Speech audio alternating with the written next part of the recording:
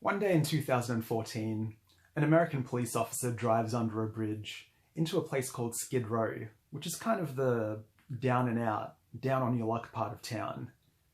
And under that bridge, he sees a homeless man and Zac Efron beating the absolute piss out of each other. And after figuring out what was going on, the police officer decides that this is what's called mutual combat, where the homeless guy and Zac Efron have actually met up and decided, hey, let's beat each other up. And you can't be arrested under mutual combat.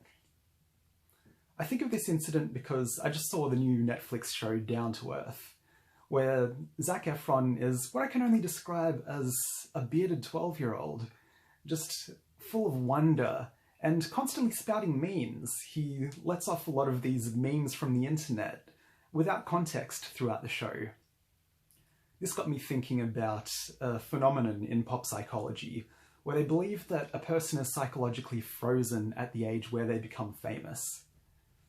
And this is really tempting to believe, because it does look that way, but it's a bit of an illusion. You have to understand that there's actually some other stuff going on behind the scenes.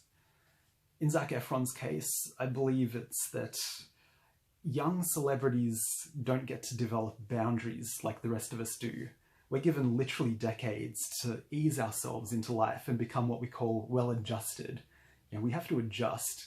We have to have this period where we learn what's wrong and we learn what's right. And we can't have the responsibilities of adulthood and wealth, literally millions of dollars. We can't have fame and reputation thrown on us as children because we don't have the faculties to deal with that yet. A lot of celebrity children do go through this, and they become a little bit of a mess if they survive. I remember in the 90s they did a survey and the the lifespan of a celebrity was in the 50s. It was disastrous.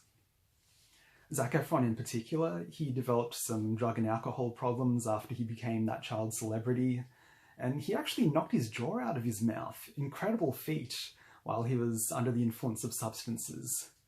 So he gets clean, he fights a hobo, he tries to put his life together, and then he portrays the serial killer Ted Bundy, and that seems to be what broke him a little bit.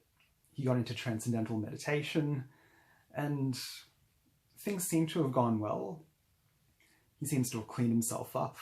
He's got on this healthy living show where he does show these signs of perhaps arrested development.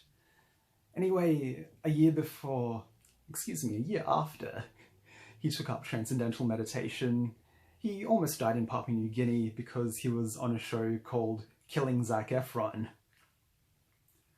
So basically, he's trapped in this mind prison. He's not a child necessarily, but he's eternally stuck in this high school musical that the world has built around him, and he's just anxiously awaiting this performance date that will never come.